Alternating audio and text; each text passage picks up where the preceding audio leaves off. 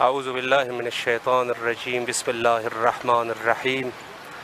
لا حول ولا قوة الا باللہ العلی العظیم۔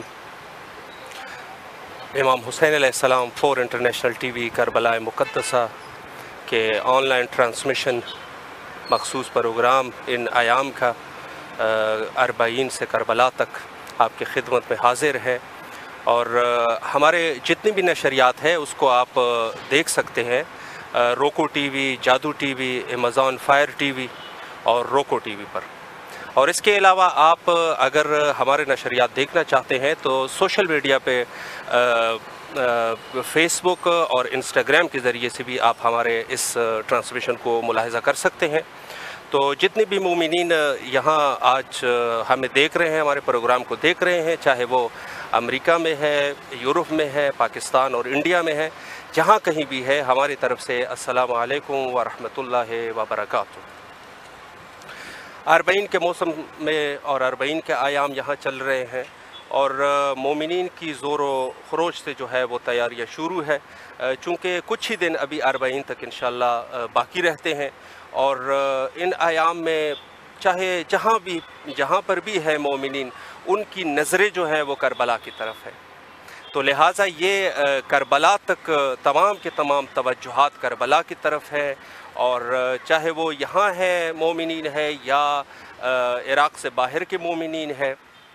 تو تمام کی توجہات اور نظر اس ٹائم کربلا پر ہے، نواس رسول صلی اللہ علیہ وآلہ وسلم پر ہے، اور سب کے سب یہ دلی خواہش ہے سب کی کہ وہ آ کے کربلا میں امام حسین علیہ السلام کی زیارت سے مشرف ہو جائے۔ 40 در حقیقت نتیجہ جو ہے وہ عاشورہ کا نتیجہ ہے۔ تو جو عاشورہ ہے اس میں امام حسین علیہ السلام کی عظیم قربانی، جس کو قرآن میں ذبح عظیم کے نام سے یاد کیا گیا ہے، اس کا ایک نتیجہ ہے، اور اس کا فیض آج تک، بلکہ جب سے امام حسین علیہ السلام کی شہادت ہوئی ہے وہاں سے لے کر آج تک یہ فیض جو ہے وہ سب تک پہنچتا آ رہا ہے۔ البتہ ہمارے پاس روایات شیعہ، معتبر روایات موجود ہے کہ یہ غم امام حسین علیہ السلام فقط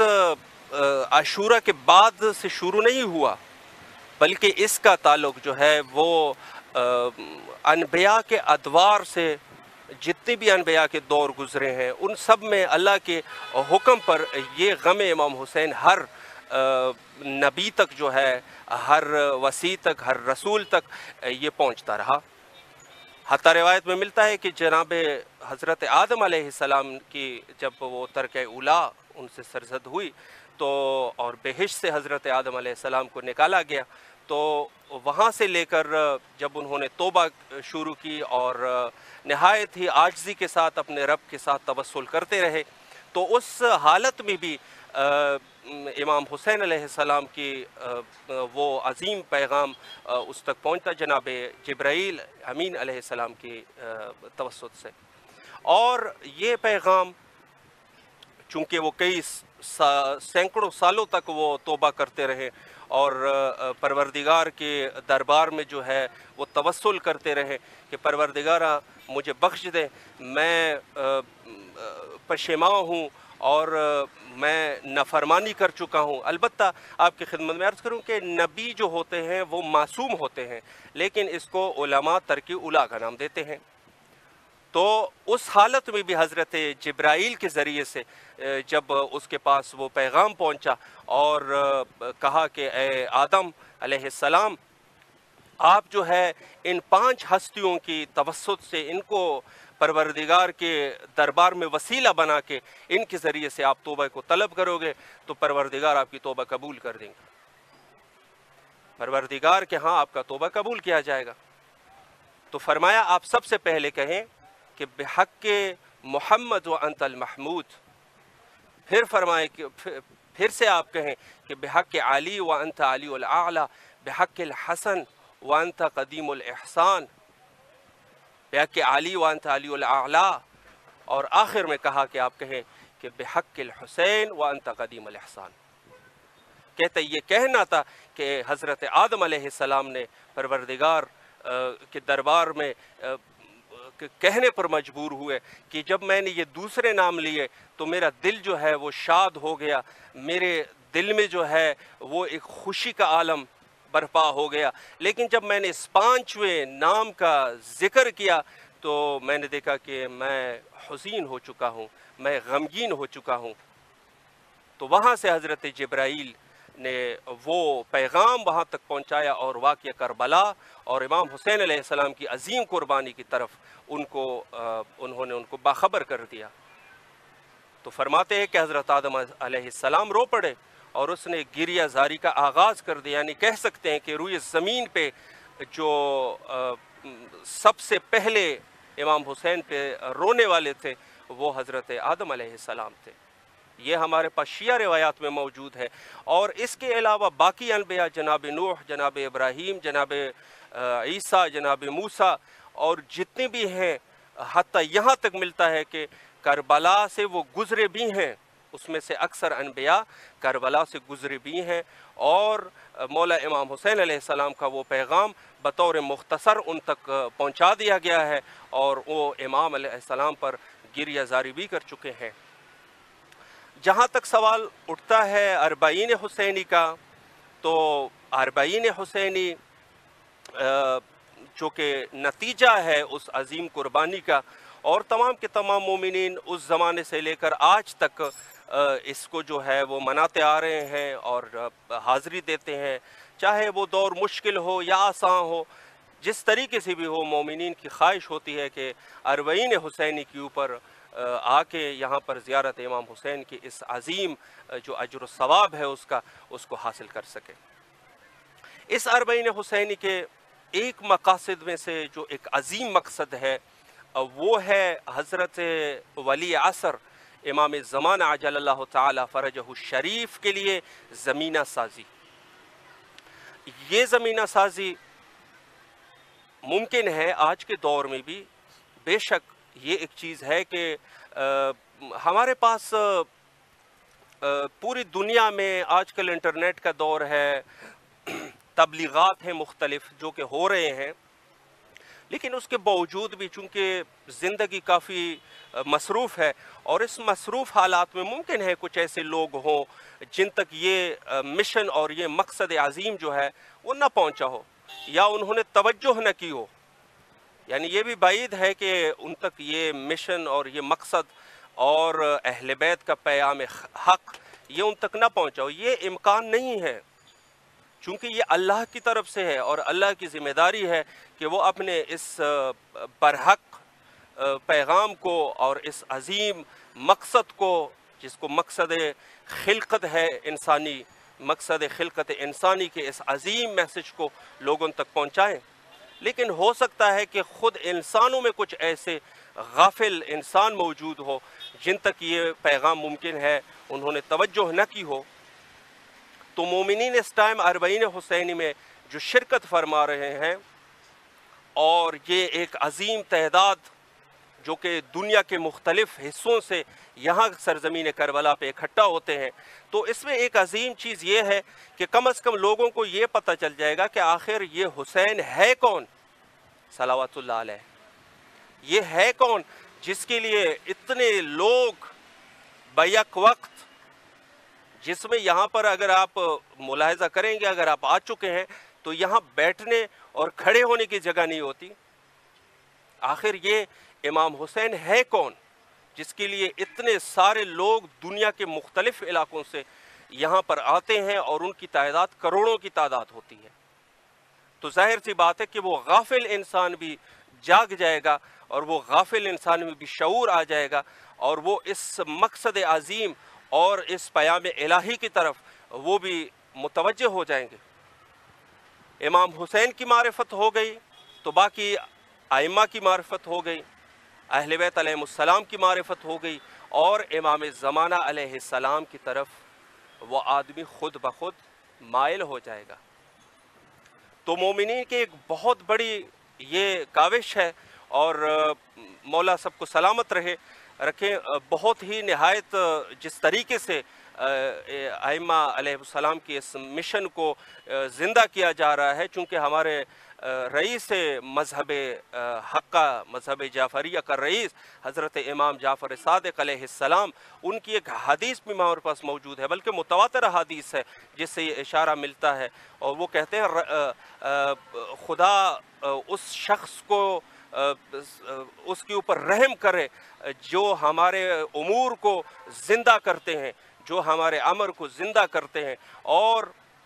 40 میں آنے کا مقصد یہ اصل میں امر اہل بیت کو زندہ کرنا ہے، اور وہ شعور انسانیت میں بیدار کرنا ہے کہ جس کی وجہ سے لوگ اہل بیت کی طرف مائل ہو جائیں۔ اور آپ کی خدمت میں عرض کرتا جاؤں کہ امام زمانہ علیہ السلام کا جو اس کی ظہور ہے، جب وہ ظہور فرمائیں گے تو عام و خاص کے روایات میں یہ چیزیں ہمیں ملتی ہے کہ اصل جو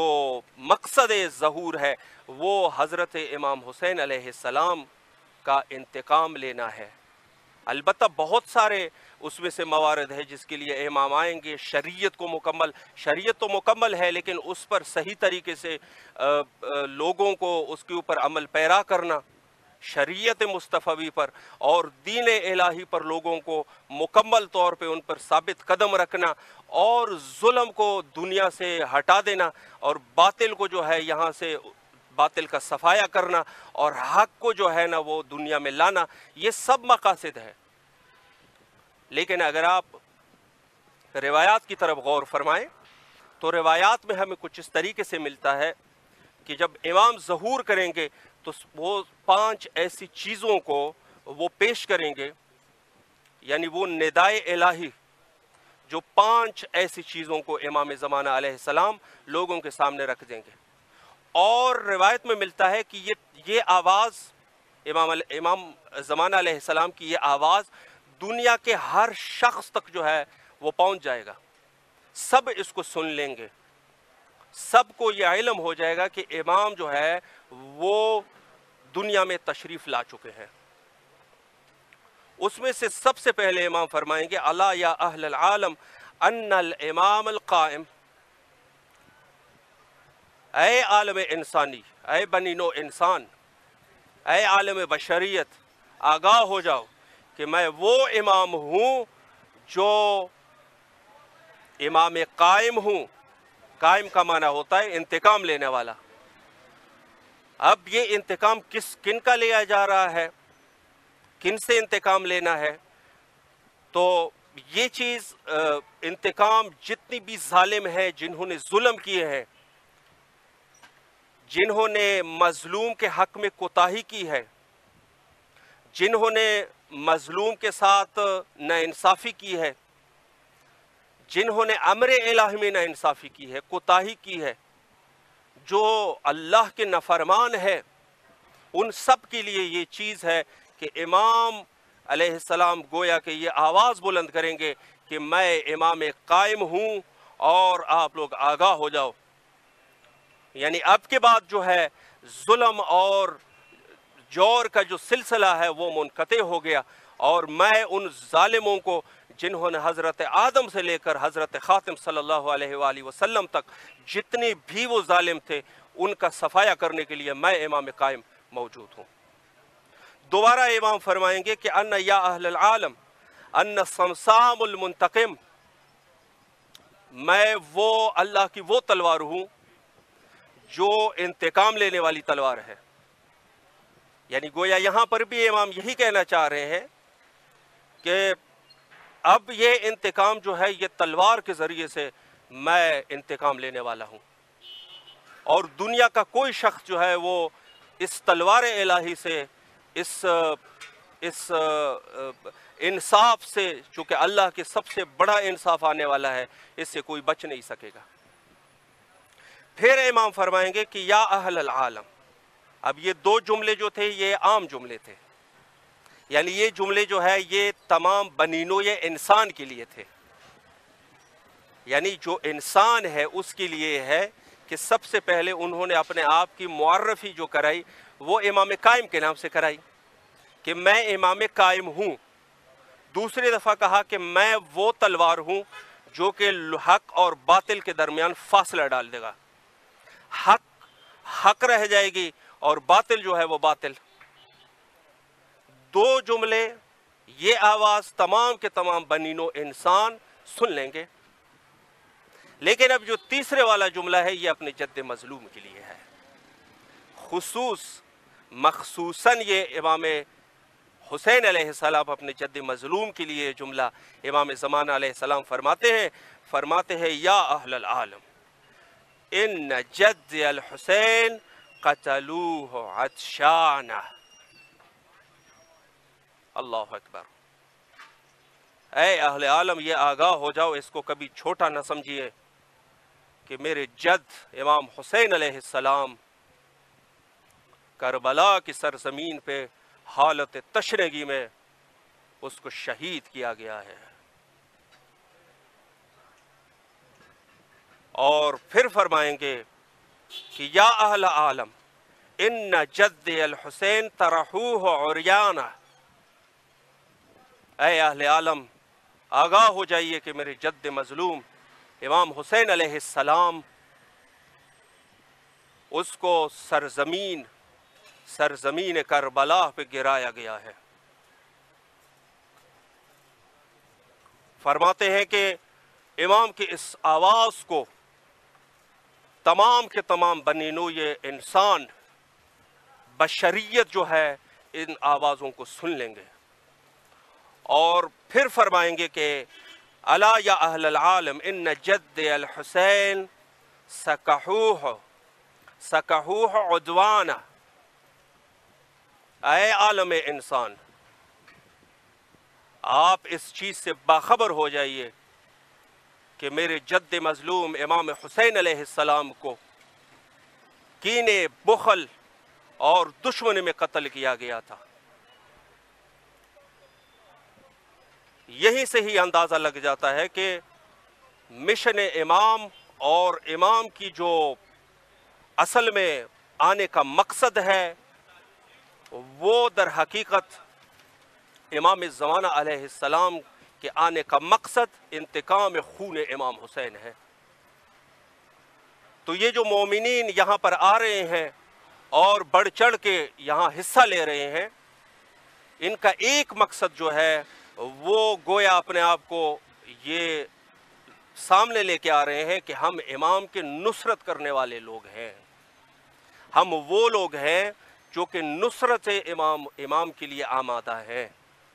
اور ہم کسی قسم کی کوتاہی نہیں کریں گے. چونکہ وہ زمانہ تھا جب امام نے آواز بلند کی حل من ناصر ینصرنا. اس زمانے میں کچھ اشخاص تھے، کچھ لوگ تھے جنہوں نے مختلف کسی بھی سبب سے وہ امام کی نصرت کے لیے نہیں آ سکے. لیکن اربعین حسینی کے لیے چونکہ اتنے لوگوں کا جو ہجوم ہے وہ یقیناً کوئی کم بات نہیں ہے. اور اس کے علاوہ اگر آپ ملاحظہ کریں تو وہ والی حدیث جو حضرت سید طاہرہ سلام اللہ علیہ جو امام حسین علیہ السلام کے روز ولادت وہ انہوں نے جب گریہ کیا تو رسول اعظم صلی اللہ علیہ وآلہ وسلم چونکہ یہ بارہا اس چیز کا اعلان فرماتے تھے کہ ہمارے فرزند ارجمند حضرت امام حسین علیہ السلام کو کربلا کی سرزمین پہ شہید کیا جائے گا. تو امام کی ولادت پہ جب حضرت سیدہ طاہرہ سلام اللہ علیہ جب گریہ زاری کی تو اس وقت رسول اللہ نے فرمایا کہ اے فاطمہ آپ گھبرائیے گا مت، چونکہ ایک ایسی قوم کو خدا خلق کر دے گا جو اس ہمارے فرزند کے لیے وہ ہمارے فرزند کے عزادار ہوں گے. تو یہاں سے بھی وہ ملتا ہے ہمیں کہ یہ در حقیقت ایک ایسی چیز ہے کہ جو ایک طریقے سے یعنی ظہور کے لیے ایک مقدمہ ہے، اور یہ لوگ جو ہے یقیناً وہی لوگ ہیں کہ یہ جب امام ظہور کریں گے تو اس وقت بھی یہ امام کے اس انصار اور مددگار لوگوں میں سے ہوں گے. ہمارے پاس مذہب شیعہ یا بعض اشارے ان کے دوسرے جو مذاہب کی کتابیں ہیں وہاں بھی ہمیں ملتے ہیں، اور وہ مقصد جہاں پہ فرماتے ہیں جب امام ظہور کریں گے تو وہ سب سے پہلی شخصیت جو اپنی قبر سے جو ہے وہ خروج فرمائیں گے وہ حضرت امام حسین علیہ السلام ہوں گے۔ اس بحث کو بحث رجعت میں لے کے گئے ہیں، یعنی بحث رجعت۔ ہمارے پاس مستند ایسی احادیث موجود ہے کہ امام حسین علیہ السلام وہ پہلی شخصیت ہوں گے کہ جو امام کی نصرت کے لیے اپنے قبر اطہر سے وہ خروج فرمائیں گے اور امام کے لشکر کی طرف چلے جائیں گے، اور فرماتے ہیں کہ امام کے ساتھ 70 انبیاء بھی ہوں گے۔ 70 انبیاء، وہ انبیاء جو حضرت موسیٰ عمران علیہ السلام سے وہ اس کے دور میں جو مبعوث ہوئے تھے، وہ انبیاء بھی امام کے ساتھ ہوں گے۔ بعض روایات میں یہ ہے کہ امام کے وہ صحابی جو کربلا کے موقع پر امام کے پاس موجود تھے، جو 70 اور 72 کی تعداد ہے، فرماتے ہیں وہ ہوں گے امام کے ساتھ، اور وہ بھی امام کے ساتھ امام حسین علیہ السلام کی ظہور کے بعد امام حسین علیہ السلام کے ساتھ وہ بھی اٹھا دیے جائیں گے۔ اور اس کے علاوہ اگر آپ عاشورہ کے دن جب امام حسین علیہ السلام نے اپنے صحابہ سے اور اپنے انصار سے جو ان کے سامنے جو خطبہ پیش کیا تھا، اگر اس میں بھی آپ دیکھیں گے تو امام کی جملے کچھ ایسے تھے کہ اے اہل عالم، اے میرے صحابیوں، آپ لوگ اس چیز کی غم اور غصہ نہ کریں کہ ہم جو ہے وہ کربلا میں شہید ہو جائیں گے، بلکہ ہماری جو ہے ہم وہ اشخاص ہیں جو کہ سب سے پہلے ہم جناب رسول اللہ سے ہماری ملاقات ہوں گی، ہم جناب رسول اللہ صلی اللہ علیہ سے ہماری سب سے پہلے ملاقات ہو جائے گی، اور اس کے بعد میں وہ ہوں کہ جب ہمارے قائم آل محمد امام زمانہ علیہ السلام جب ظہور فرمائیں گے تو اس پر بھی سب سے پہلے آنے والا جو شخص ہے وہ میں حسین ہوں۔ اور مدت کے بارے میں اتنا لکھا جاتا ہے کہ امام زمانہ علیہ السلام کی شہادت، جو کہ اختلافی مسئلہ ہے، امام کی شہادت یا وفات کے بعد امام حسین علیہ السلام اس قدر اس سرزمین پہ حکومت فرمائیں گے کہ اس کے سن مبارک کے بارے میں کہتے ہیں، عمر مبارک کے بارے میں، کہ حتیٰ جو آبرو ہے امام کے وہ ان کے آنکھوں پر آ جائیں گے، یعنی اس قدر امام کی سن مبارک جو ہے وہ اتنی زیادہ ہو جائیں گی۔ تو اس روایات سے جو چیز ہم اخذ کرتے ہیں، ایک عظیم رابطہ ہے امام حسین علیہ السلام اور حضرت امام عصر علیہ السلام کے درمیان۔ اور اس کے بعد اگر روایت حضرت جابر ابن عبداللہ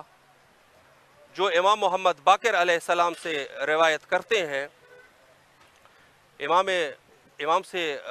وہ کرتے ہیں، روایت نقل کرتے ہیں اور کہتے ہیں کہ فرماتے ہیں کہ جو کہ کتاب مرحوم مجلسی نے اپنی کتاب بہار الانوار کے اندر بھی یہ روایت لے کے آئے ہیں، امام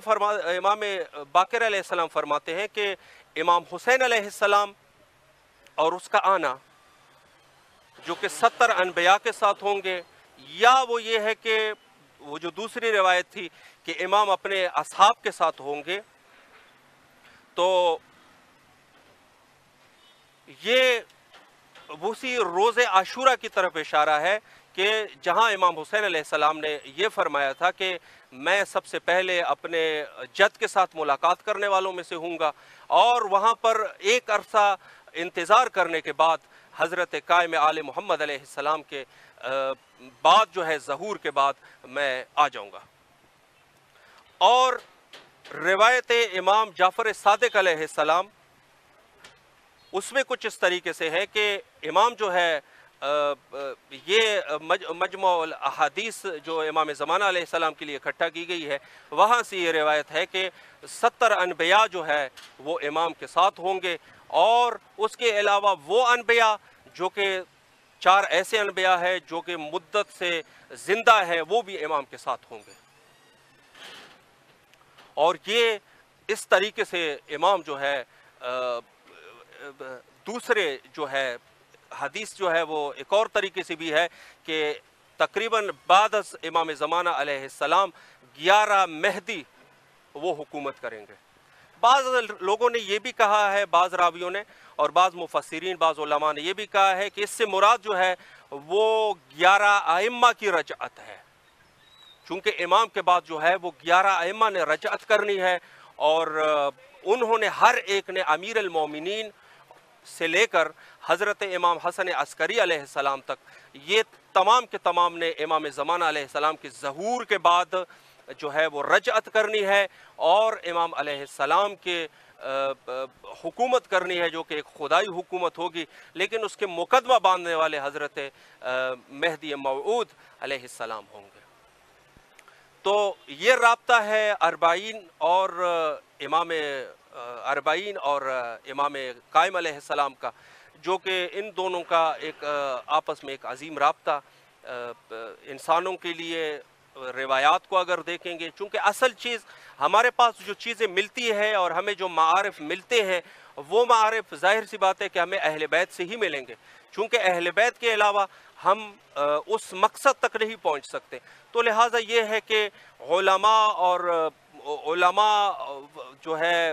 مفسر ہیں، جتنے جو بھی ہیں، ان کے ساتھ ساتھ ہر ایک مومن کی یہ ذمہ داری ہے کہ وہ خود بھی اہل بیت علیہ السلام کے فرامین کو جو ہے ان کو پڑھیں اور ان کا مطالعہ ضرور کریں، تاکہ وہ اس معارف تک پہنچ جائے اور مقصد اربعین تک اور عزاداری امام حسین علیہ السلام کی اس مشن کو وہ صحیح طریقے سے سمجھیں،